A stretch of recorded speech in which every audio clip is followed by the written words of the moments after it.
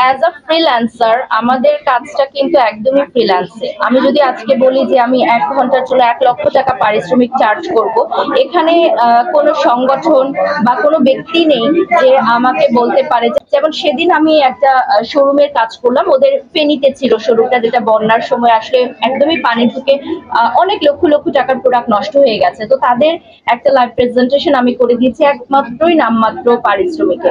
বাংলাদেশের Shakib Khan superstar, megastar, world wide ওনার পরিচিতি, উনি ১,০০,০০,০০০ টাকা পারিশ্রমিক চাইতে পারে। যার প্রয়োজন হবে সে তাকে নিয়ে কাজ করবে, যার বাজেটে মেলবে না সে তাকে নিয়ে কাজ করবে না। এবং এটাই হচ্ছে যার সবচেয়ে বেশি মানুষ। আর আমি বরাবরই বলি, আমি সেদিন ফেসবুকেও লিখেছিলাম যে শিল্পীদের উচিত শিল্পীদের মতো থাকা।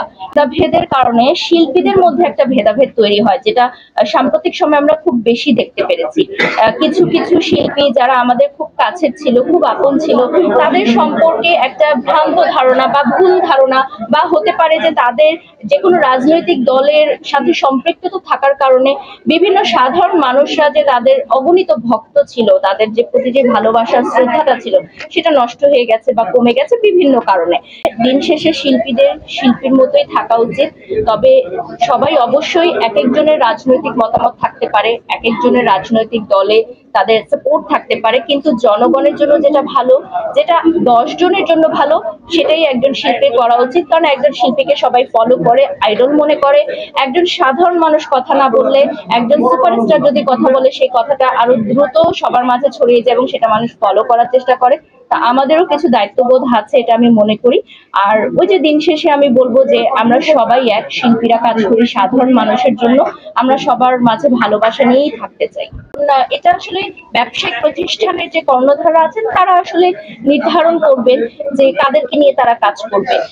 অনেক সময় দেখা যায় যে বিভিন্ন ব্যবসায়িক প্রতিষ্ঠান যাদের একটু নেগেটিভ রিভিউ থাকে যাদের নামে, বা সোশ্যাল মিডিয়াতে যাদেরকে নিয়ে একটু সমালোচনা, তর্ক বিতর্ক হয়, তাদেরকে নিয়ে কাজ করতে চায় না। আবার অনেক সময় আপনারা দেখবেন কিছু কিছু ব্যবসায়িক প্রতিষ্ঠান আছে যে যখন ট্রেন্ডিং এ থাকে, সেটা যেভাবেই হোক তাকে নিয়ে গ্র্যান্ড ওপেনিং করছে, তাকে ডাকছে, তাকে প্রমোশনে ডাকছে, যার ভিউ বেশি তাকে নিয়ে বাণিজ্য করছে। তো এটা আসলে টোটালি রূপে ডিপেন্ড করে একজন বিজনেস মাইন্ডের উপর, যে তাদের মার্কেটিং স্ট্র্যাটেজিটা কেমন থাকছে। যেমন তাসনিয়া ফারিনের সাথে এর আগেও আমার বেশ কিছু কাজ হয়েছে। তো আমার মনে হয় এই যে একটা ধারণা সবার যে গ্র্যান্ড ওপেনিং মানেই কোনো চিত্রনায়িকা থাকবে বা সিলেক্টিভ কিছু চিত্রনায়িকারাই থাকবে, এই ভ্রান্ত ধারণাটাও কিন্তু ভাঙা উচিত। এবং আমার মনে হয় নাটক পাড়ায় যারা আছেন বা মডেলিং ইন্ডাস্ট্রিতেও অনেক সুপার মডেলরা আছেন, তারাও কিন্তু গ্র্যান্ড ওপেনিং গুলোতে আসতে পারেন। তো এটা আমি সাধুবাদ জানাই ফেমিকেয়ার অ্যাস্থেটিককে, তারা তাসনিয়া ফারিনকে আমন্ত্রণ জানিয়েছে। তো আমার মনে হয় অনেকদিন পর সবাই দেখছে, ভালো লাগছে।